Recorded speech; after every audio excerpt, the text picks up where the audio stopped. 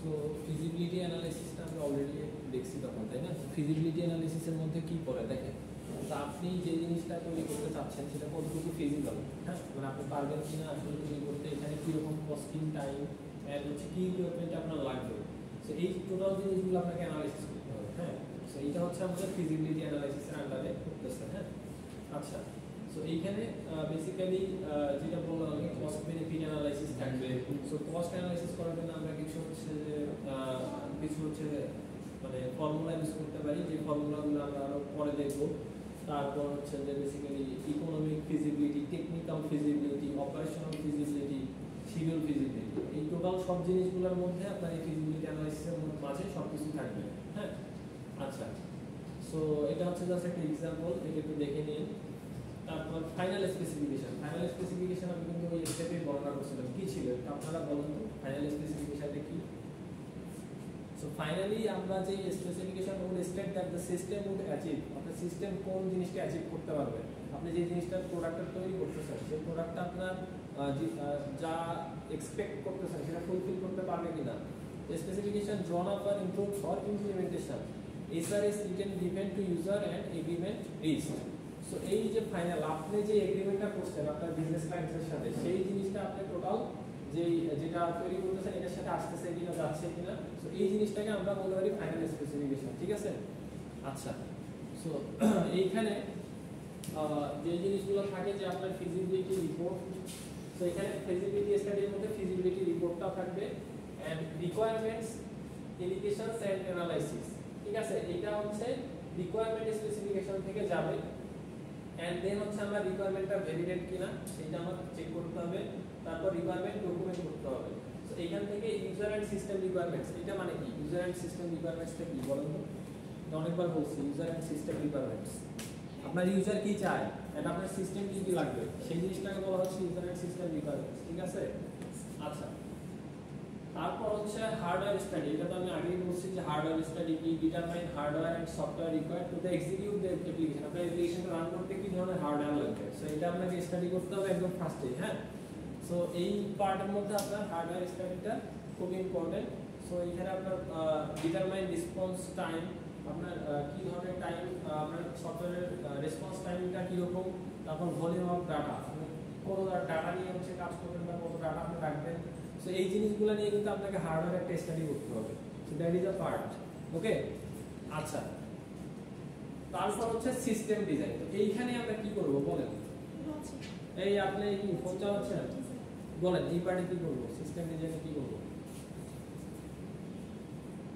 Documentation এখানে আবার documentation কেন? ওই যে ওইটার ডকুমেন্টেশন যে আসলে ডিজাইন অফ দ্য সিস্টেম, দেখেন এখানে ডাটাবেস ডিজাইনটা আপনার থাকবে। সো এখানে আপনি ডাটাবেস ডিজাইন করবেন, তারপর হচ্ছে যে অবজেক্টস আইডেন্টিফাই, তখন অবজেক্টস কি, আমি যে ইউনিভার্সিটি ম্যানেজমেন্ট সিস্টেমে কারা অবজেক্ট আমি কি বলছিলাম, স্টুডেন্ট অবজেক্ট, টিচার অবজেক্টস, আমরা সবাই এক ধরনের একটা করে অবজেক্ট। সো এই জিনিসটা হচ্ছে এখানে ডিজাইন করা হবে এই পার্টে, হ্যাঁ, ঠিক আছে? So program specification drawn up, implementation plan drawn up, so এইখানে আমরা ইমপ্লিমেন্টেশনটা কিভাবে করব সেটারও একটা আমরা ডিজাইন করে ফেলবো যে আসলে টোটাল ইমপ্লিমেন্টেশন পার্টটা কিভাবে হবে। সো আমাদের ডায়াগ্রামগুলো এই পার্টে থাকবে কি, স্যার এখানে ডিজাইন মানে কি যে ডকুমেন্টেশন বোঝাচ্ছে নাকি ওই যে ডকুমেন্ট? এখানে হচ্ছে বেসিক্যালি আপনার ডকুমেন্টও আছে এন্ড হচ্ছে আপনার এই বিভিন্ন ডায়াগ্রামগুলো ডিজাইন পার্টও থাকবে, ঠিক আছে? এখানে দুইটা পার্টই মিলিতভাবে থাকবে। যেমন ডাটাবেস যখন আপনি ডিজাইন করবেন, সো ডাটাবেস আপনাকে অবশ্যই আপনি ডাটাবেসটা হচ্ছে আগে আমার কি কি ধরনের টেবিল আমার লাগবে ডাটাবেসের জন্য, সেই টেবিলগুলো আমরা আগে ডিজাইন করব, তাই না? সো এই জিনিসগুলো এখানে থাকবে। আচ্ছা, সো এইখানে দেখেন রিকোয়ারমেন্টস অ্যানালাইসিসের মধ্যে কি কি ছিল, প্ল্যানিং, সিস্টেম ডেফিনিশন, এটা আগে আপনাকে এখানে প্ল্যান করে দিতে হবে। তারপর ডাটাবেস ডিজাইনিং এর সময় হচ্ছে লজিক্যাল মডেল, ফিজিক্যাল মডেল। আচ্ছা, এখানে লজিক্যাল মডেল আর ফিজিক্যাল মডেল কি বলেন তো? ডাটাবেস ডিজাইনের ক্ষেত্রে লজিক্যাল মডেল কোনটা? আমি সাপোজ আপনাকে বলছিলাম লগইন ফর্মের কথা, বা হচ্ছে যে রেজিস্টার ফর্ম থেকে লগইন ফর্মে ম্যাচ করে যে ওইটা, হ্যাঁ রাইট। সো এইখানে আপনার দেখেন লজিক্যাল কিছু থিং আছে, তাই না? ওই যে আপনার একটা টেবিলের সাথে আরেকটা টেবিলের কানেক্টিভিটি ডাটাবেসের মধ্যে, আমি বলছিলাম যে ডাটাবেসে এক টেবিল থেকে আরেক টেবিলের কানেক্টিভিটি আমরা করতে পারি, যখন আমরা ডাটাবেস দেখবো তখন এটা শিখবো, হ্যাঁ।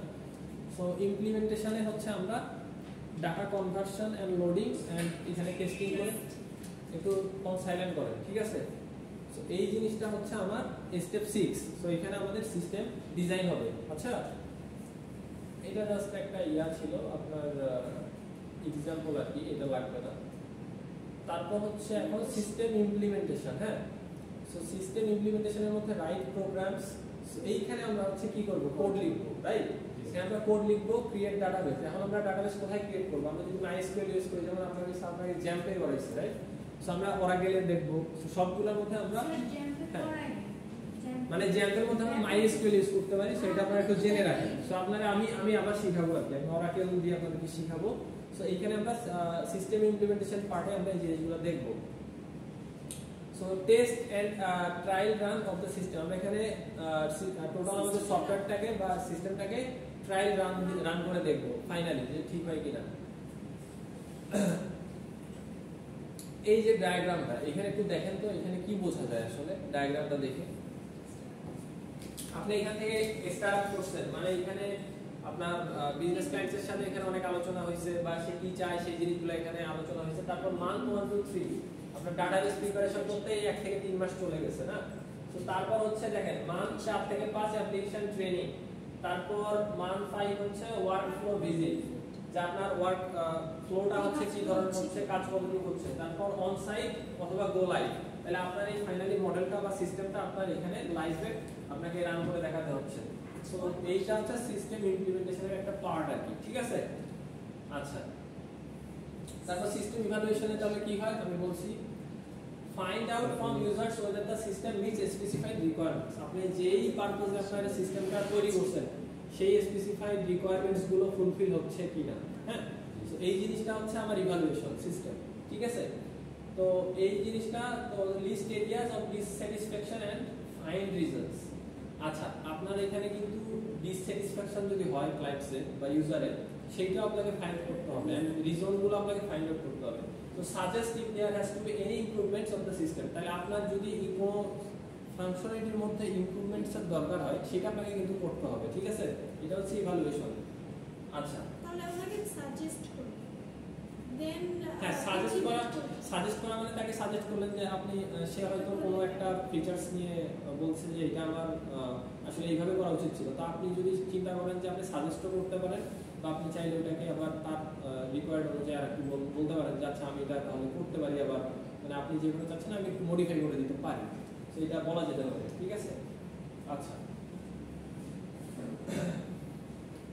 আচ্ছা, মডিফিকেশনের মধ্যে কি হয় দেখেন, মডিফিকেশনের মধ্যে আপনার এরর ফিক্স হয়। তো আপনি এটাকে এক ধরনের টেস্টিং বলতে পারেন। সো এই পার্টে একটু হচ্ছে আপনার টেস্টিং এর বিষয় থাকতে পারে। Add or delete features as required by user. দেখেন আপনি এখানে ফিচার ডিলিটও করতে পারেন, অ্যাডও করতে পারেন। সে বলতেছে যে এটা আমার এক্সট্রা লাগতেছে, এটা লাগবে না, সো এই ফিচারটা আপনি বাদ দিতে পারেন। আবার বলতেছে যে না, এখানে আমার কিছু অ্যাড করতে হবে, সো একটা টেবিলে হয়তো আরেকটা কলাম অ্যাড করতে হতে পারে, রাইট? সো এইখানে আপনি অ্যাড বা ডিলিট করতে পারেন। তারপর টিউন দা সিস্টেম। টিউন দা সিস্টেম মানে আপনি এটাকে হচ্ছে আরেকটু না টিউন, এখানে টিউন মানে মিউজিক না। আচ্ছা, টিউন বলতে এখানে বোঝানো হচ্ছে যে আপনার সিস্টেমটা আসলে আপনি ফুলটাকে হচ্ছে যে মানে এক্সপ্লেন করা, ঠিক আছে? যে আপনার হ্যাঁ তাকে বোঝাই দেওয়া যে তার রিকোয়ারমেন্টসগুলো আসলে যেটা ছিল আমরা পারছি।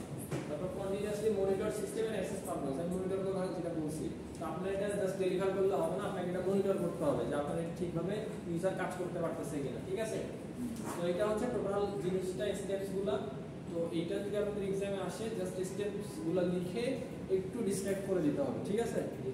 আচ্ছা, সো রিলেভেন্ট কথাবার্তা বললেই হবে। আচ্ছা, সো এটা হচ্ছে রোলস অফ সিস্টেম অ্যানালিস্ট। তাহলে রোলস কি কি রোলস থাকে সিস্টেম অ্যানালিস্টের দেখেন। সো সে ম্যানেজার হইতে পারে, সফটওয়্যার প্রোগ্রামার্স হইতে পারে, টেকনিক্যাল স্পেশালিস্ট হইতে পারে, ভেন্ডরস আর সাপ্লায়ার্স হইতে পারে, ইউজার্স হইতে পারে, সিস্টেম স্টেকহোল্ডার্স হইতে পারে, এক্সটার্নাল কোম্পানিজ হইতে পারে। হ্যাঁ, মানে এই যে সিস্টেম অ্যানালিস্ট কিন্তু সবগুলা রোলেই কাজ করতে পারে, ঠিক আছে? এই যে এখানে রোলগুলো আছে। ডিফাইনিং, এখন roles of system analyst, defining requirements. তাহলে আপনার ইনভলভস ইন্টারভিউইং ইউজার্স, এখানে এই কথাটার মানে কি? Involves interviewing users. তো এখানে রিকোয়ারমেন্টস আপনার যখন সে ডিফাইন করবে, তখন কি এটা একটা ইন্টারভিউ টাইপের প্রসেসিং কিন্তু হচ্ছে যে আপনি কি চাচ্ছেন। সে কিন্তু আপনাকে একটা ইন্টারভিউ প্রসেসই বলতে পারে না, তাই না? সো এটা হচ্ছে আপনার ফার্স্ট স্টেপ, সো বা ফার্স্ট রোল আর কি। সো প্রায়োরিটাইজিং রিকোয়ারমেন্টস, তো এইটার মধ্যে অবটেইন ইউজার কনসিগনেস, এটার মানে কি? কনসিনেস সাস, এটার মানে কি বলেন? যে এখানে অবটেইন ইউজার্স কনসেন্সাস উনি কি চাচ্ছে, মানে প্রায়োরিটি, সে তার যে রিকোয়ারমেন্টগুলো সে বলবে, মানে সেই রিকোয়ারমেন্টগুলোকে আপনাকে প্রায়োরিটি দিতে হবে। হ্যাঁ, সো আপনি চিন্তা করতে পারেন অন্যভাবে, যে বলতে পারেন যে না আমি আপনার মনে এটা করলে ভালো হয়, এটা করা যাবে না। সে যেটা বলবে সেইটাই আপনাকে প্রাধান্য দিতে হবে। সে যদি একটু নেগেটিভ কিছু চায় সেটা আপনাকে মানে বলতে হবে যে না আচ্ছা আমি পারবো, বা এই টাইপেরই আমি করতে পারবো। সো এই জিনিসটা কি ঠিক আছে? আচ্ছা, সো ফ্যাক্ট গ্যাদারিং, সেখানে কি কি ফ্যাক্ট থাকতে পারে? Data, facts, opinions of managers. So এখানে দেখেন আপনার হচ্ছে যে সে কি চাচ্ছে, এন্ড হচ্ছে এখানে lower level user should be consulted. So lower level user should be consulted, এই কথাটা মানে lower level user should be consulted. এখানে লোয়ার লেভেল ইউজার্স কারা? মানে একটা সিস্টেম যখন তৈরি হয়, সো ওইখানে আপনার আমি যেটা বললাম, এইখানে বলেন তো লোয়ার লেভেল ইউজার্স কারা? এই জায়গায় লোয়ার লেভেল কারা এখানে? এক্সটার্নাল এখানে দেখেন বলা হয়েছে কি lower level user should be consulted, তাহলে লোয়ার লেভেল ইউজার্সকে কনসাল্ট করা হবে। তাহলে লোয়ার লেভেল ইউজার্স হচ্ছে আপনার, ইউজার্স হচ্ছে এক ধরনের মানে লোয়ার লেভেল, কিন্তু দেখেন লোয়ার লেভেল ইউজার্স বলতে ইউজার্স যারা ধরেন আপনার, আপনি যখন সফটওয়্যারটা ডেলিভার করবেন একজনের হাতে, ধরেন যে ইউনিভার্সিটি, মানে আপনি ধরেন এখন আপনি ইউজ করতেছেন সফটওয়্যার, সেটা ইউনিভার্সিটির যে সফটওয়্যারটা, তাহলে আপনি হচ্ছে এই এটাকে কি বলে লোয়ার লেভেল ইউজার্স। হ্যাঁ, আপনি বা আমি হচ্ছে লোয়ার লেভেল ইউজার্স। আমার আপার লেভেল হচ্ছে যে এখানে যে হচ্ছে এটা তৈরি করে নিয়ে আসছে সে, ঠিক আছে? বুঝতে পারছি?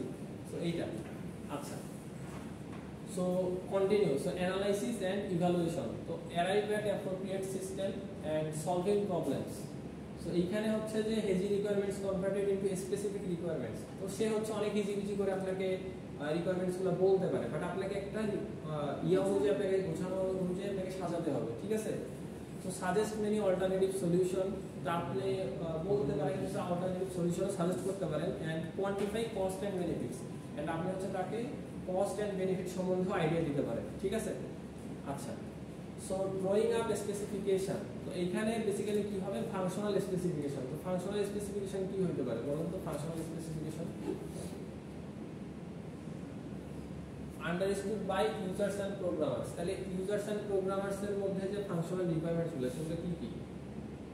আপনার ইউজার্স কি চায় সেগুলো আপনার ফাংশনাল রিকোয়ারমেন্টস। এখন ধরেন সে যেটা চাচ্ছে আপনার লগইন ফর্মে কি কি ধরনের ডাটা সে দিতে চায়। এখন এক একটা লগইন মানে ফর্ম কিন্তু এক এক ধরনের হইতে পারে।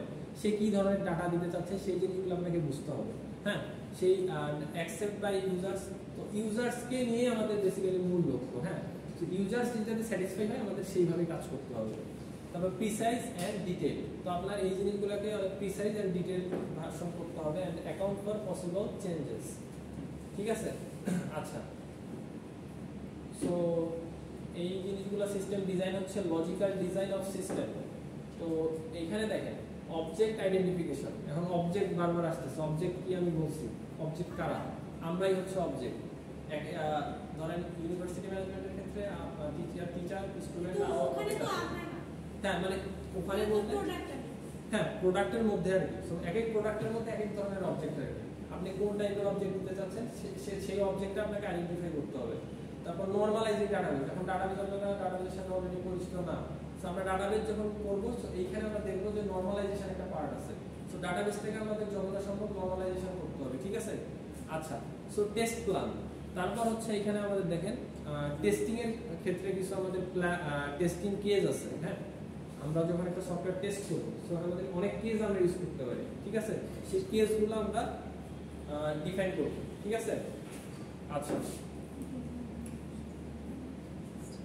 সো ওই একই কথা ঘুরে আসতেছে যে যেগুলো আমি বলছি যে ইভালুয়েটিং সিস্টেমস। তো evaluation after use for some time, তারপর প্ল্যান, পেরিওডিসিটি ফর ইভালুয়েশন, তারপর মডিফাই অ্যাজ নিডেড। সো আমাদের ইভ্যালুয়েটিং যখন সিস্টেমটা আমরা ইভ্যালুয়েশন করব তখন আমরা এই সব জিনিসগুলো আমরা চিন্তা করে কাজটা করব, ঠিক আছে? আচ্ছা, so knowledge of attributes of a system analyst. আচ্ছা, এখানে কি কি ধরনের অ্যাট্রিবিউট থাকতে পারে একটা সিস্টেম অ্যানালিস্টের? সেটা হচ্ছে নলেজ অফ অর্গানাইজেশন, তো knowing users, jargon and practices, know management function. এইখানে আপনাকে ম্যানেজমেন্ট ফাংশনও কিছু রাখতে হবে, ঠিক আছে? যে আপনার যে জিনিসটা আপনি তৈরি করতে চাচ্ছেন বা ডিজাইন করতে চাচ্ছেন সেইটা নিয়ে আপনাকে কিছু জানা থাকতে হবে সেই অর্গানাইজেশন সম্বন্ধে। তারপর knowledge of computer and software, তো আপনার knowledge of system design tools, আপনার বিভিন্ন টুলস এখানে রাখবে, সেই টুলসের আপনার একটা ধারণা থাকতে হবে।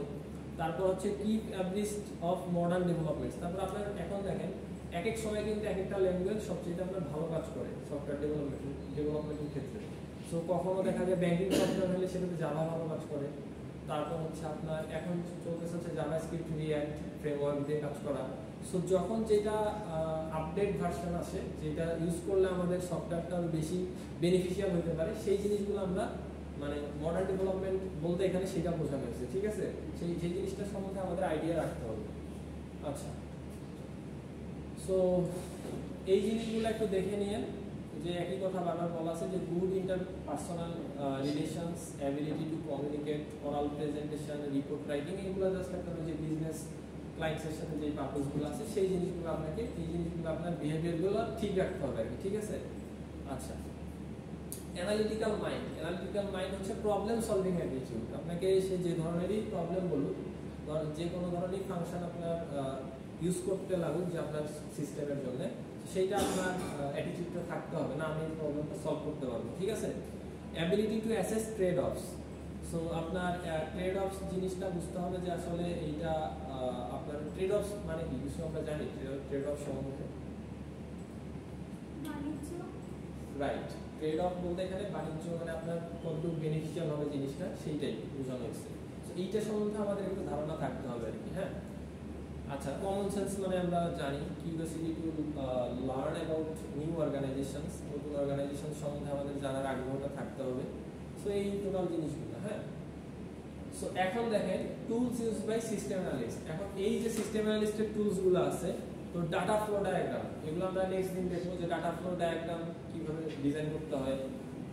তারপর ডিসিশন টেবলস, তারপর ইউএমএল ডায়াগ্রাম। তো এইখানে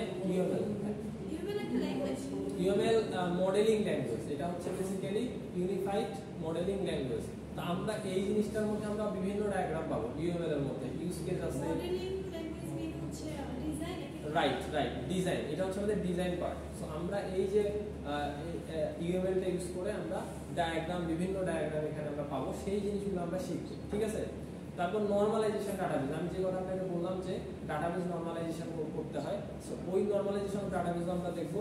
টেস্টিং টুলস, তারপর আমাদের সফটওয়্যার টেস্ট করার জন্য কিছু টুলস আছে বা রুলস আছে, আমরা সেইটাও দেখবো।